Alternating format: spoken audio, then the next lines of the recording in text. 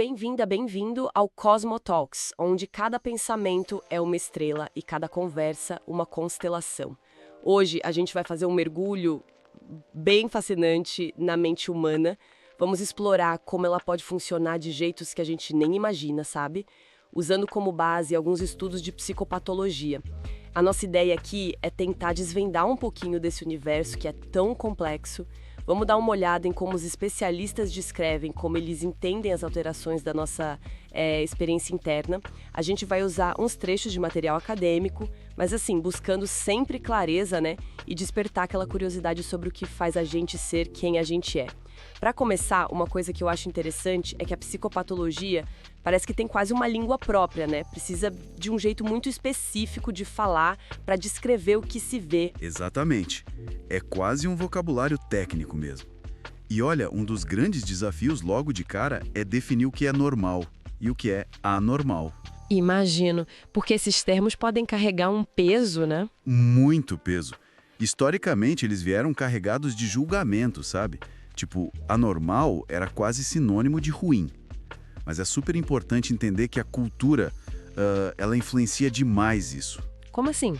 Bom, o que é visto como um problema, um transtorno e até como os sintomas aparecem, isso varia muito de sociedade para sociedade. Fatores como, sei lá, pobreza, discriminação, tudo isso pode acabar influenciando também, né? Entendi. Quer dizer, o normal não é uma coisa fixa, depende muito do lugar, da época. E falando em observar, como é que se tenta ler a mente de alguém nesse contexto? Não deve ser nada fácil. Não mesmo. É um trabalho de muita atenção. A observação cuidadosa é, sim, fundamental. Especialmente a comunicação não verbal. Tipo, os gestos, a postura. Isso. As expressões do rosto, a postura, os gestos, o jeito como a pessoa se relaciona, o tom de voz dela, até como ela se veste, né? Tudo isso está comunicando alguma coisa. Uhum. E claro, tem a habilidade de fazer as perguntas certas no momento certo.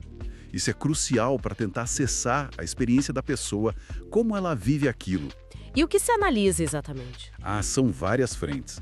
A gente olha a consciência, se a pessoa está orientada no tempo, no espaço, a atenção dela, a memória, como que o pensamento está fluindo, o conteúdo desse pensamento. Nossa, quanta coisa! Sim, e ainda tem a linguagem, os afetos, né? As emoções, a vontade, a psicomotricidade, que é basicamente como os pensamentos se ligam aos movimentos e até a percepção que a pessoa tem do próprio eu. É quase como ser um detetive da experiência interna mesmo, né? Prestando atenção em cada detalhe. Bom, vamos explorar uns fenômenos mais específicos, então. Alucinações, por exemplo. O que são, assim, na essência? De um jeito bem simples, são percepções que acontecem sem ter um estímulo externo real ali, sabe? Tipo, ouvir vozes que mais ninguém tá ouvindo. Exatamente. Esse é o exemplo clássico. As causas. Bom, ainda tem muito debate, mas existem linhas de pensamento bem interessantes. Quais seriam? Algumas teorias focam mais no cérebro, sabe? Sugerem disfunções em áreas da percepção, quase como se fosse um curto-circuito nos sentidos. Entendi. Uma coisa mais biológica. Isso, mas tem outras que olham mais para a mente, para a psicologia. Vêm as alucinações como tipo projeções de conflitos internos, desejos, quase como um sonho acordado ou um mecanismo de defesa. Curioso. E tem também visões que entendem isso como parte de uma mudança muito profunda na própria forma de experienciar o mundo, que pode acontecer em algumas psicoses. E um ponto importante, estresse e ansiedade podem criar um ciclo vicioso. Como assim? O estresse pode levar a alucinações, que por sua vez aumentam a ansiedade ou até ajudam a formar crenças estranhas, os delírios. E aí vira uma bola de neve. Nossa, faz sentido. É uma tensão interessante essa entre explicações do cérebro e da mente. E se a percepção pode ter essas reviravoltas e a memória, ela parece tão central para tudo? Com certeza. A memória é, absolutamente central. Tem estruturas no cérebro, como os hipocampos, que são vitais para isso. Eles funcionam como arquivos, né? Mais ou menos. Eles não são só arquivos onde a gente guarda informação. São mais como diretores de cinema, sabe? Eles organizam nossas experiências para criar um modelo mental coerente da nossa realidade. Diretores de cinema, gostei da analogia. É isso que permite a gente não só lembrar do passado, mas também imaginar o futuro. E tem a memória de trabalho também, né? Aquela que a gente usa para segurar a informação ali na hora. Sei, tipo lembrar um número de telefone enquanto tá discando. Isso, exatamente. Ela está super ligada na atenção. Funciona como um centro de controle, porque a gente foca no momento. Essa ideia do hipocampo como diretor é muito forte. Quer dizer, sem uma memória funcionando bem, a própria realidade pode parecer meio quebrada, confusa. E o nosso senso de eu, o tal do self, como ele entra nisso? Ah, o self. O William James, que era filósofo e psicólogo, trouxe umas ideias muito provocadoras sobre isso. Ele dividiu o self em partes. Partes? Uma delas ele chamou de self material, que inclui o nosso corpo físico, claro. E ele notou que algumas partes, tipo rosto, mãos, são mais centrais para a nossa identidade que outras. Mas o mais curioso O quê? é que ele incluía nesse self material até as nossas roupas, nossos bens, objetos preferidos. Roupas e objetos fazendo parte do eu. Que doido! Isso expande muito a ideia de identidade para além da pele, né?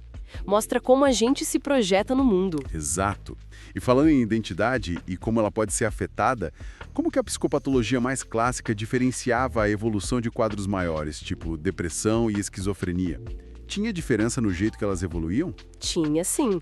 Essa é uma distinção clássica bem importante. Falava-se em fases versus surtos. Fases e surtos. Qual a diferença? As fases, como as de mania ou depressão no transtorno bipolar, eram vistas mais como episódios, sabe? Que idealmente acabariam com uma recuperação total, sem deixar marcas, digamos, permanentes na personalidade da pessoa. Ah, tá. A pessoa voltava a ser como era antes. Isso, a ideia era essa. Já o surto, que era classicamente mais ligado a quadros como a esquizofrenia, era entendido como um evento agudo que poderia sim deixar alterações mais permanentes, mesmo depois que os sintomas mais fortes melhorassem. Entendi. Então, a diferença principal seria essa, a perspectiva de voltar ao estado anterior versus uma mudança que talvez fosse mais fundamental na vida da pessoa. Nossa, quanta coisa! Vimos como a psicopatologia tenta mapear essas alterações super complexas na percepção, na memória, emoção, pensamento, na identidade. Exato. É um campo imenso, né? E que mostra essa interconexão incrível das nossas funções mentais e como elas são vulneráveis a tantas influências, desde a cultura definindo o que é normal, até os mecanismos do cérebro e da psicologia por trás de experiências como as alucinações. Fica aqui então uma reflexão final, né? Será que entender essas alterações mais intensas da experiência humana pode de alguma forma ajudar a gente a perceber e talvez até entender melhor as pequenas variações de atenção, de humor, de memória, de percepção que todo mundo vive no dia a dia? Pois é algo para se pensar, né?